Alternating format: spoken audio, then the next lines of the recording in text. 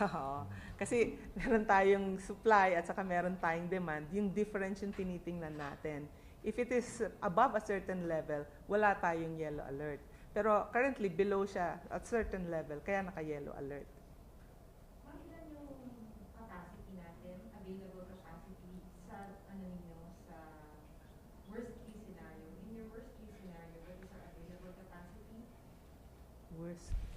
Please rephrase the question. Kung halimbawa, di ba, right now, we're saying that some are still in, under maintenance, tapos yung iba hindi pa kayang magbigay for several reasons. Kung ganun ma'am yung scenario, ano yung available capacity natin, especially pag nag-peak? We have enough for the peak. Oh, we have enough naman, oo. Kahit na wala pa yung mga planta kaninang pinakita ko dun sa presentation. Oo. Ma'am, it's obvious that the problem is in the transmission. But I checked the news report. The blame is on the GenCos, no? Like 5 GenCos come out. Is it a case of miscommunication? Kasi bakit ito ang problema, bakit ito ang blame? Is it a case of miscommunication somewhere else? Maybe it's in the news release, but in the reports that the reports that they submitted to us, even in Panay, the Panay Negros problem, the NGCP admitted the fact that the system is not robust. So translation, may talagang may kakulangan yung transmission line. And in the report on the incident yesterday, they also reported the tripping of that line in Bolo, Masinloc. Bolo, Masinloc as the ultimate cause. Yeah? So they are not saying that they're not responsible for the problem, but I think in the news reports it came out as what? As the generators having tripped. Yeah, the generators trip because the line tripped. So nauna po yung transmission line na mag-trip. Sumunod lang po yung Masinloc plants. Tapos ang medyo dapat i-correct dun sa report, sabi kasi 5 generator plants went out, but actually it's only Masinloc 1 and 2. The others are already in outage before pa eh. Scheduled na. Oo, scheduled na. Yes, there is a question here from Mira Velasco. Based on DOE's directive, what was NGCP's official explanation on what happened yesterday and also the power outages in the Visayas last week? So for the yesterday, the initial report, because we expect the report 24 hours after we sent the letter to them. So mamayang hapon pa darating official na sagot. But the initial explanation they had, there was heavy rains and lightning in that area. Tinamaan yung transmission line nila. So we're still waiting for the final report that will be released to us this afternoon. So for the Visayas, what was the question? Any question from our friends? Andrea, Yes, what sir. was the question about Visayas? From Mirna, you said? Okay. Is there any change? Wait, sir. Okay, the question in the Visayas was, based on the DO's directive, what was NGCP's official explanation on the power outages in the Visayas last week?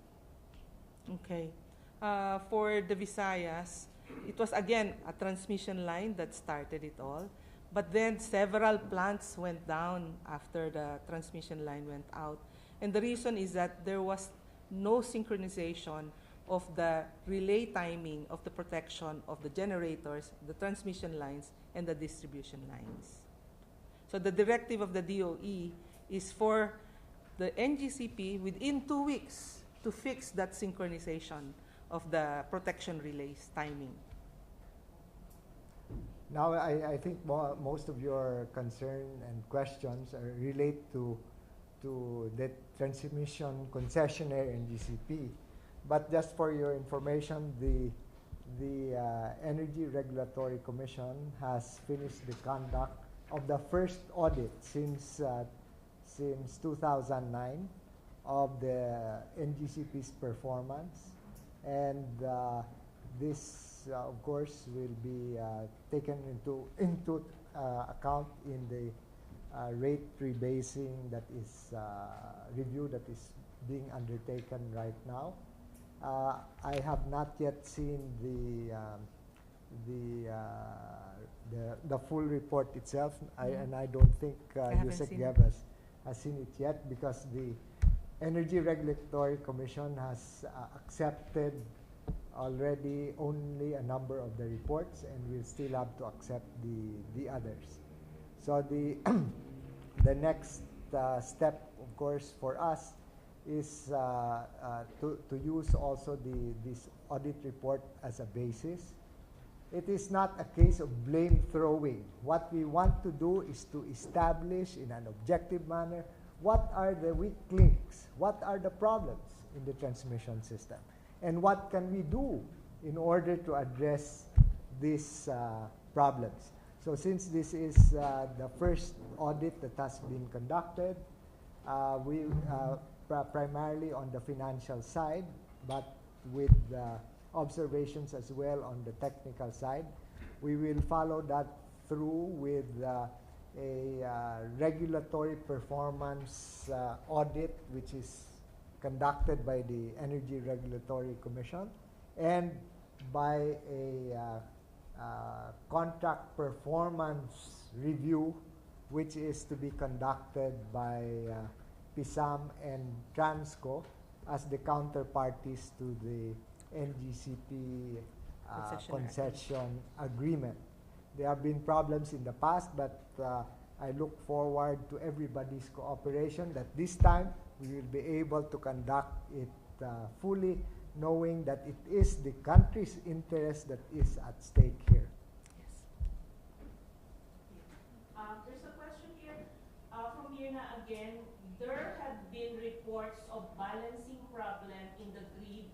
Has the DOE counter-checked that concern? If the frequency is excursions in the system had something to do with the higher capacity injection in variable REs. And given the changing energy mix of the country with more RE capacities integrated into the system, what will and has been DOE's direction to NGCP in terms of, number one, future upgrade and expansion of transmission facilities?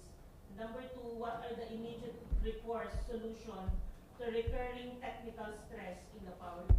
Well, Mirna is probably writing a new book, but I will ask Yusek Geb to respond to that, because indeed we are considering also the impact of the variable renewable energy on the system.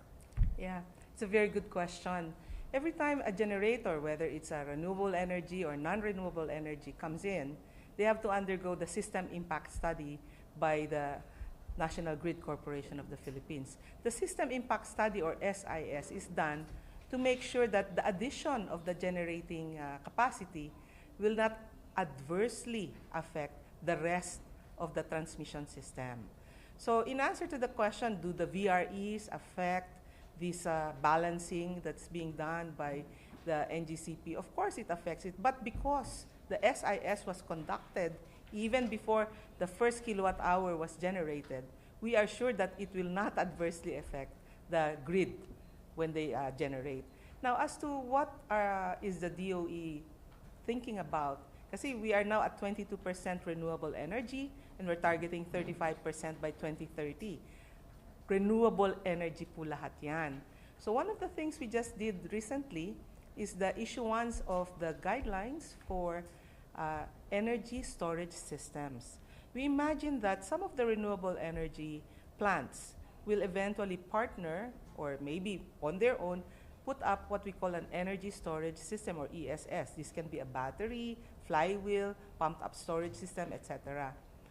That will provide stability to the generated output of the renewable energy. And we are also asking some of the generators to consider putting up ESS in their facility, because we need to help also the ancillary services for the transmission system. So these are some of the new things that we are adding to our portfolio. But more importantly, the Department of Energy in the upcoming Philippine Energy Plan will include what we call the Smart and Green Transmission System. Imagine that the DOE has already issued 63 service contracts for offshore wind, totaling 45.5 gigawatts. Currently, our capacity for generation is only about 27 gigawatts. Where are you going to transmit 45 gigawatts? So we have to think of a new transmission system for our renewable energy. And that will come out in September. This is a question from Eric de la Cruz of Reuters. When do you expect the Ilihan plant to come online, and what's the initial capacity? We expect it to come in on May 26. Ano na nga yung total capacity ng Ilihan? 1,200. 1,200. Pero we do not expect all 1,200 on May 26. They do it gradually. Incrementally, yeah. Unit by unit. Okay. But that would be a big help Yeah. in Luzon.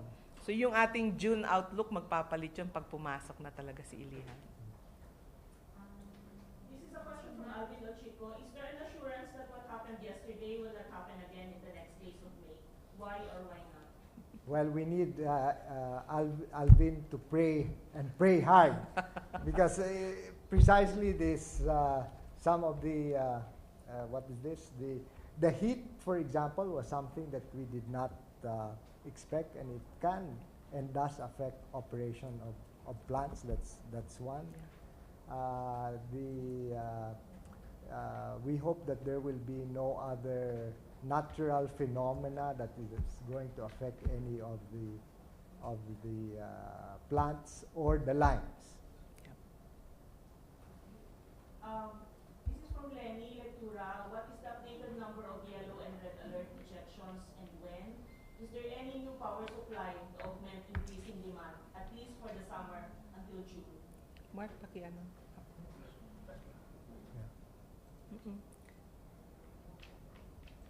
The yellow alerts there are 15. for the months of for the month of May, the rest of the month of May, 3 weeks in June. and then 3 weeks in June, Yeah. assuming that Ilihan is still not online. And then for the second half, that as Yusek Guevara pointed out, that can change with the availability of new capacity. Yeah. Nakikita ba ni Lenny yan? Okay, good. Ma'am, meron pa rin hanggang August. Oh, at saka November. Second half na yan. But that's assuming, ma'am, na wala kang Yes. Without Ilihan. pero ma'am, kunyari, pag nag-iihan, then we have enough, ma'am. Yes. Patingnan mo kasi yung may yellow na line, di ba? So, pag lumagpas na tayo sa yellow line na yan, wala na tayong yellow alert. So, kung assuming 1,200 ang papasok, lalagpas na talaga tayo doon. Ma'am, so we really need Ilihan, especially when our visitors start arriving. Sa FIBA. Yeah. And the transmission lines. And the transmission. Oo. Pag pumasok na yung MVIP in August, so ibang ano na yung usapan na rin yan. Ma'am, ano sabi sa inyo na may-ari ng Ilihan? They have been reporting to us regularly with pictures pa nga eh. They're on May time. 26 on time sila. I think you have seen the news reports about AGNP, about their FSRU, the floating storage and their Regasification. and their on-land regasification unit. So those would definitely help. Okay, another question from Mirna. There were also discussions with the Grid Management Committee that because of the mandate for the setting up of the reserve market, it appears that the SO, system operator, uses ALD as a substitute for fast-acting contingency reserve, as there is not enough fast-acting contingency reserves being contracted and enabled to manage large generator contingency, even if there is no additional support from ALD to ensure that system frequencies remain within acceptable bounds. What shall be the solution to this so the power outages that happen in the Visayas and Luzon will not occur? Even the President has already ordered NGCP to fast-track the awarding of the ancillary services from the competitive service selection process. So once that is done, then should have enough capacity. And of course, we expect the reserve market to also come in. I think maybe in July. That will also change the ball game. Yeah. So the CSP for ancillary services, as Yusek pointed out, has already been finished by NGCP. So it's now a matter of signing the contracts and filing them with the Energy Regulatory Commission for approval. Okay. Question again from Eric De La Cruz. What will be the impact of Ilihan running on imported LNG on power rates as compared to it running on Malampaya gas previously? Well, the prices are still based on spot prices rather than long-term supply contracts for LNG. But right now, the LNG prices have gone down considerably from their peak last year. And according to some sources, they will even be competitive in relation to coal. So we hope that will stay. But there will be some volatility because we don't know what external factors are going to happen. So you will recall when Ukraine was invaded, that sent prices up. So that is a possibility that we cannot entirely discount. Another question from Inquirer, any update on the CSP policy? The CSP policy was already published, and we are conducting public consultation. And then we also expect that as we go along, we will be able to refine the CSP and finally issue it. Our target date for the issuance is June. And by the way, because we work closely with the Energy Regulatory Commission, soon after the DOE issues the CSP, the ERC will also come up with the regulatory framework. So there will be no lag. Any new power plants that could come online that would help this month aside from Ilihan? Well, there are some renewables that will come online. Use again. I don't have the details, Secretary, but we have about 1,000 megawatts coming in for the rest of the year. Right. We can share show. with them. Okay, Yeah. there. So you have coal-fired power plants, this Mariveles Power Generation Corporation, and then So this May yung mga hydro. hydros. So let's hope that it will still not be an El Nino, and therefore there will still be adequate rains. And I guess we saw that yesterday. The Meron rains are pang beginning. second page ba yan? Or is that one page lang? Isang page lang. Okay. Okay. So itong mga commercial na ang target nito. Sir, oh, sige. Sir, may impact ba to sa electricity rates? What happened yesterday?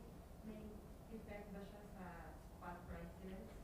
And then, kung meron, sir, we're able to monitor. Kung kunyari tumaas yung kuryente yesterday sa Western, and would it impact, halimbawa, next month or sa electricity rates? Well, I'll leave it to Yusek Guevara to explain, but that's why there was market intervention Yes, yesterday. suspension. Suspension, and therefore Intervention. sorry, Intervention. And that was intended precisely to prevent Spikes. the spikes in the prices in the spot market. Yeah. You want- So they use an average of the other days to be the one that is used for the pricing during the time that there is intervention. So, wala itong hindi Kung siya- meron man, maliit lang. Meron. Oo. Okay. Another question here, what is the status of our ancillary power reserves? As you can see, we have potential yellow alerts, and that is because we don't have enough. But we are banking on the NGCP signing those ancillary service contracts with the winners of the CSP. Okay. Another question. How much percentage share do we have now so far for solar and wind in the peak load? The exact. Peak load. Yeah. Well, we can give you the exact numbers later. There. Yeah. But you see the 22 or 23% renewables is not all variable renewable energy. Part of that is hydro, Ning. Yeah, malaki hydro at geothermal. So it's still not a what is this, a major contribution. No? Last question before we go to another topic, the energy diplomacy. No, let them ask. Yes. Regarding lang po dun sa yellow alert, so given na hindi enough po yung reserve margin natin and the hydro plants na ina-expect natin maging online around 16 megawatts po, there's no way para mapigilan talaga yung yellow alerts at least for the main. Walang substantial supply that can come in. Or pwede ba siyang mabawi dun sa demand? What we have seen, for example, that the interruptible load program kicked in yesterday. So mga malalaking malls ay deload eh. So this is one of the things that we have right now na pwede nating tawagin na pakitulungan mo kami dahil bumagsak yung generator. So that's what we have so far. Yeah. So wala pa tayo yung, siyempre maganda sana if we have a dispatchable reserve, but at the moment we don't have. Well, we are also thankful for the rains because every 1 degree centigrade change in the ambient temperature translates to a 100 megawatt difference. So, in demand. This is a follow-up question also. Again, if you are banking on the ancillary reserves, is this bigger than the Ilihan capacity? No. Elena, it's no doubt. Yusek Geb, this is from Alvin. Pahingi daw po ng directive at warning sa NGCP. Now we have already issued that, that they should report within 24 hours. But definitely the Energy Regulatory Commission is looking into that. No? So it's not a case where it's an arbitrary move on the part of the regulator, but it is something that is because we all experience this, and therefore we have to get to the bottom of it and try to address it in the best way we can. I think Andreas Nonoy was trying to catch your attention. Okay. Yes, sir. Kalimutan ko na. Oh, Andrea, you're blindsided. Yep. Sir, I'm Cliff Benzon, correspondent of Japan's meeting. I just want to clarify about the NGCP. When did PRC complete the audit and the timeline of what will happen next? And could there be recommendations or corrective measures in case lapses or shortcomings? Now there are observations and findings in that audit. This was the first audit that was conducted since 2009, and the results have been submitted to the Energy Regulatory Commission. So we will await that report as well, because those that can be implemented immediately should be implemented. And I think among others, which has not yet been accepted by the ERC, is the report on cybersecurity. So it covers a number of areas. So NGCP submits that report, like the one? No, the Energy Regulatory Commission had to get an independent entity to do the audit. Yeah. Yes, ma'am. Follow-up question. Is that a follow-up question? Yes, sir, This follow-up. question. Dun sa audit, sir, you mentioned kanina na magkakaroon, may review rin at the same time ng rates. Yes. For every 5 years, there is supposed to be a rate Rebasing. resetting or rebasing. So that But was- unfortunately, in the last 10 years, we have had none. So that's why this is the first full rate rebasing that is going to occur. And that's why the results of the audit will be helpful to the Energy Regulatory Commission. Which would mean, sir, na may is, halimbawa, will it increase or are they going to give us? Well, I don't want to speculate. This is a regulatory, as precisely as I've said, the report was commissioned by the ERC as the independent regulator, and the report has been submitted also to ERC. So in DOE, we still have, in fact, to see the reports that have been accepted so far by ERC. So we don't know if it's a But- rollback or an increase. The audit findings do not necessarily translate into cents and pesos, right? But then what is important is that if there are findings about what needs to be improved in the transmission system, then we should be able to address those. Sir, pinagalitan niyo na ba? Paanin ko lang yung kay Alvin. Pagagalitan niyo na ba ang NGCP? Yusek, pinagalitan mo na raw ba ang engineer? No, as I've said, we have heard our consumers and our local governments. In some cases, their complaints relate to the fact that no advisory was given to them, no explanation was provided. And that's why we at DOE have tried to intervene in a positive way by making sure that these updates are given to them, because it's our government officials that are going to be at the receiving end from their consumers whenever these things occur. And so with the distribution utilities. So that's all. The DUs, the electric cooperatives have been asking, please give us updates, please give us an explanation on if certain things occur that are unavoidable. Oh. In the Visayas event, what happened was that we were able to ask NGCP to provide updates every 30 minutes. This is a way to reassure the LGU leaders and of course the general public on what is going on. So we just want to assure you that despite these problems, the energy sector has been on the ball. So even you have seen also the problems in Mindoro, and the Mindoro problem has been always described as a decades-long problem. But we have assigned NEA, National Electrification Administrator, Nani Almeida to handle it.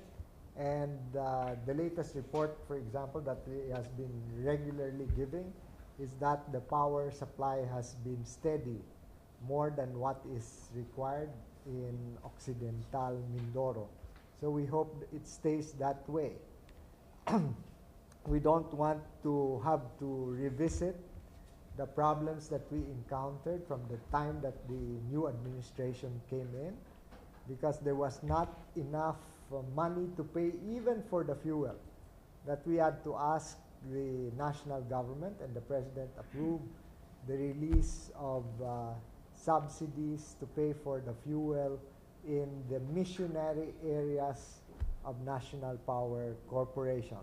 So we continue to attend to those, because the universal charge for missionary electrification is not at the moment sufficient to fully answer for the subsidies, and we will continue to look at possible reforms that would ensure that those who get the subsidy are truly the ones who deserve it, and that those who are in a better position to pay for the full cost the proportionate proportionately higher share of the cost should do so.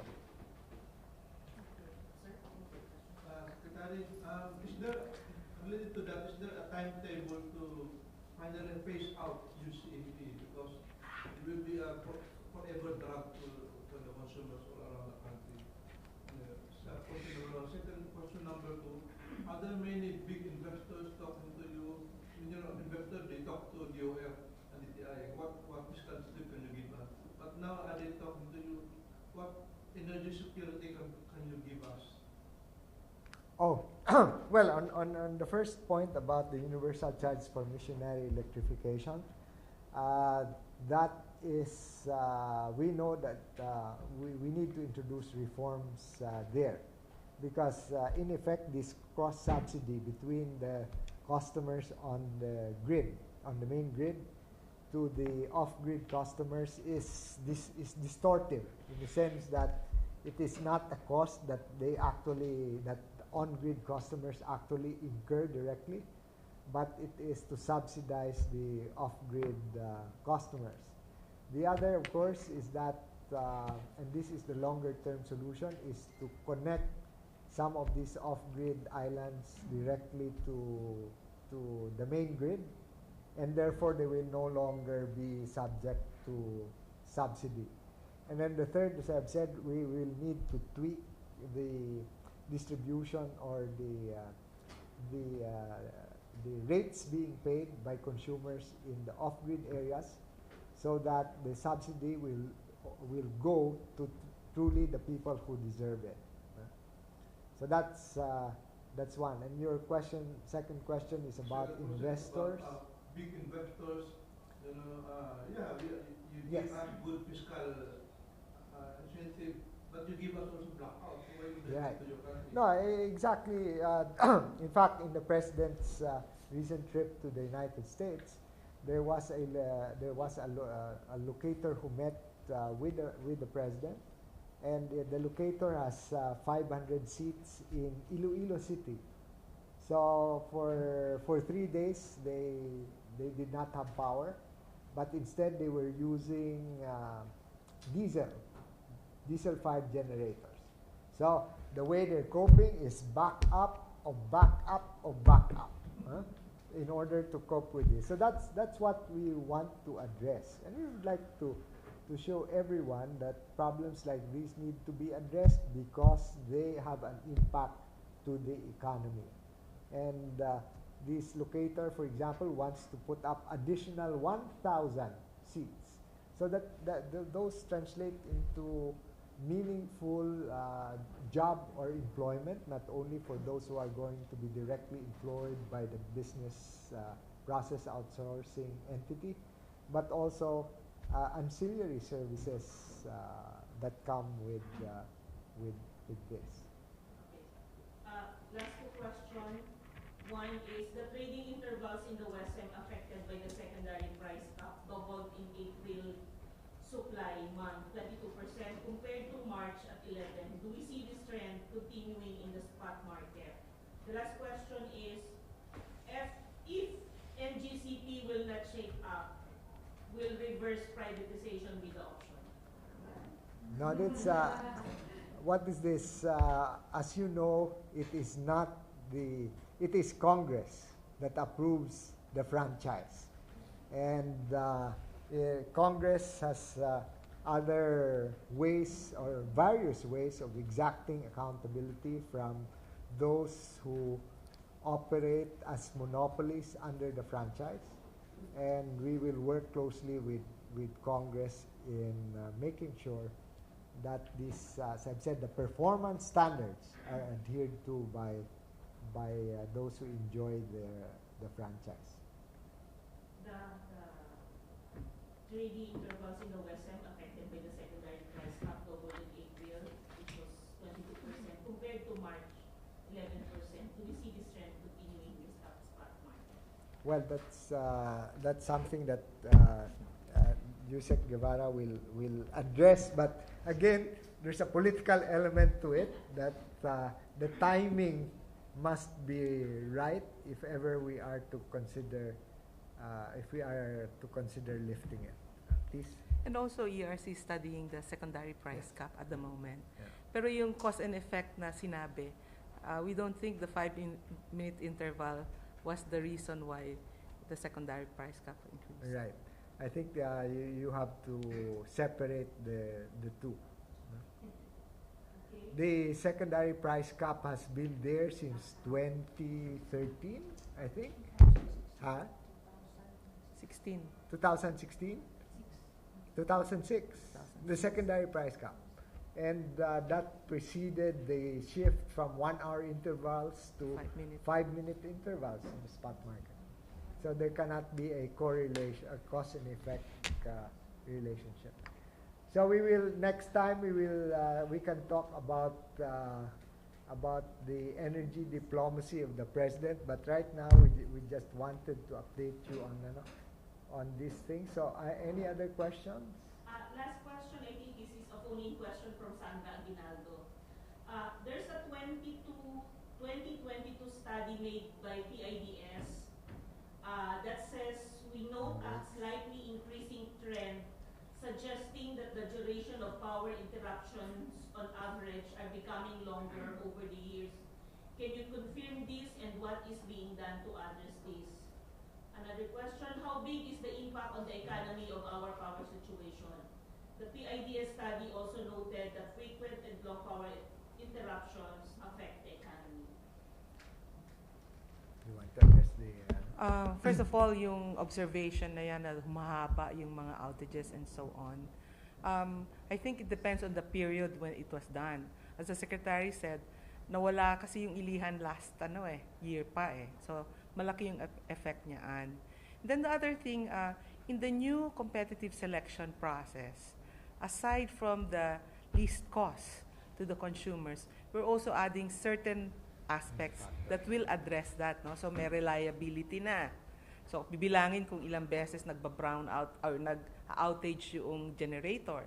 Tapos meron din yung ability to deliver what was promised. So these new things that will be in the competitive selection process will definitely address those concerns. Thank you, everyone. Thank you. So thank you very much. So next time we will have another, what is this? We will have another press conference. And Andrea promises to serve lunch. Yes. Okay. Thank you. Thank you, sir. Yeah. Thank you, Ning. So Thank you, we'll see you next time. Thank you, Angelo. Ano? Picture. Oh. Pakita kami ng charge. Come. Thank you, Angelo.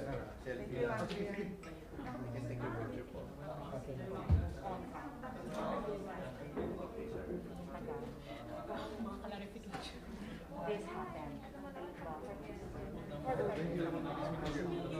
Sulat ito tumulo eh.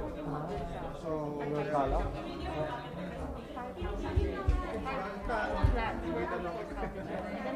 Good, take care. yun hindi mo pwede naman. Of course.